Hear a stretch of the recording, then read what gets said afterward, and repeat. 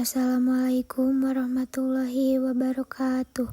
Perkenalkan, nama saya Zahra Radiani Putri dari kelas 12A3. Di sini saya akan menjelaskan tentang hidrolisis garam.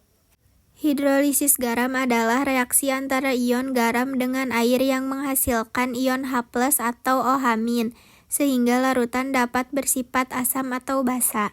Reaksi ini terjadi karena adanya interaksi antara ion dari garam dengan molekul air yang menyebabkan perubahan pH larutan. Jenis-jenis hidrolisis garam. Hidrolisis garam terjadi ketika garam bereaksi dengan air mempengaruhi pH larutan. Jenis hidrolisis tergantung pada kekuatan asam dan basa pembentukannya. 1. Garam dari asam kuat dan basa kuat tidak terhidrolisis. pH 7 netral, tidak bereaksi dengan air, contoh NaCl, KCl. 2. Garam dari asam kuat dan basa lemah hidrolisis kation, pH 7 asam. Kation dari basa lemah bereaksi dengan air membentuk H3O+, contoh NH4Cl, FeCl3.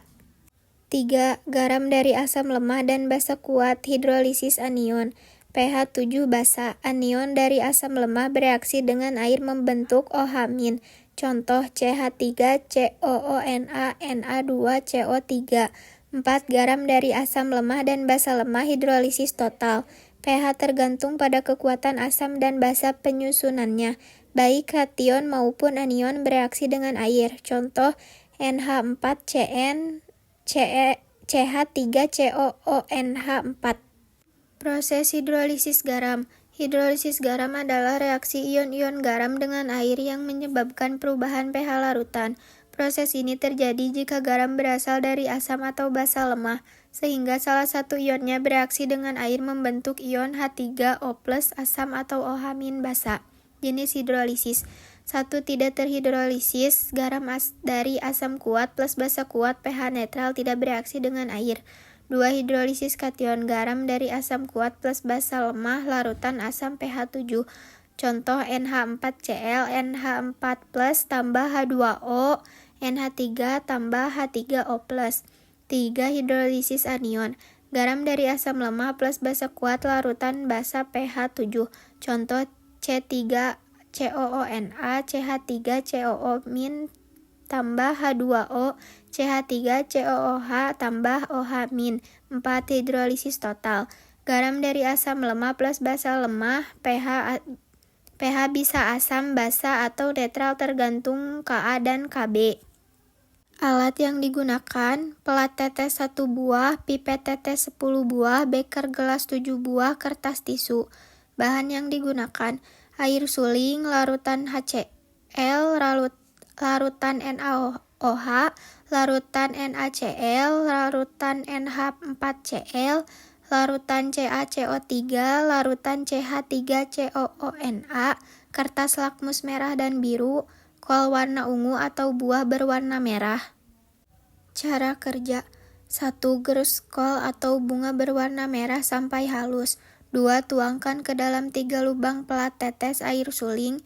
Memasukkan sedikit ekstrak kol ungu atau buah berwarna merah ke lubang 1, lakmus merah ke lubang 2, dan lakmus biru ke lubang 3. Catat warna yang terjadi. 3. Lakukan langkah 2 untuk larutan HCl, larutan NaOH, larutan NaCl, larutan NH4Cl, larutan NaCO3, dan larutan CH3COONa. Data pengamatan dari praktikum kemarin terdapat pada tabel berikut. Pertanyaan: 1. Manakah larutan yang bersifat netral? Air suling nomor 1, larutan NaCl nomor 4, larutan CaCO3 nomor 6. 2. Manakah larutan yang bersifat asam? Larutan HCl nomor 2, larutan Na4Cl nomor 5. 3. Manakah larutan yang bersifat basa? Larutan NaOH nomor 3, larutan CH3COONa nomor 7. 4. Buatlah kesimpulan dari percobaan yang telah Anda lakukan. Larutan asam mengubah lakmus biru menjadi merah. Larutan basa mengubah lakmus merah menjadi biru. Larutan netral tidak mengubah warna lakmus merah maupun biru. Percobaan menunjukkan bahwa garam dapat mengalami hidrolisis yang menyebabkan larutan bersifat asam, basa, atau tetap netral. 5. Jika Anda menguji larutan NH4CO3, apa yang terjadi? Warna pengujian dengan kol ungu atau bunga berwarna lakmus merah dan lakmus biru. Jelaskan. Kol ungu berwarna merah, warnanya cenderung biru atau kehijauan karena larutan bersifat sedikit basa. Lakmus merah berubah menjadi biru menunjukkan sifat basa larutan. Lakmus biru tetap biru karena tidak ada perubahan ke kondisi asam. Penjelasan. NH4HCO3 berasal dari asam lemah NH4+ dan basa lemah HCO3-.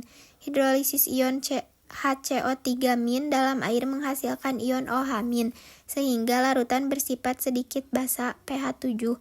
Oleh karena itu, indikator menunjukkan perubahan warna sesuai dengan sifat larutan yang sedikit basa. Sekian dari saya, mohon maaf bila banyak kesalahan. Terima kasih. Wassalamualaikum warahmatullahi wabarakatuh.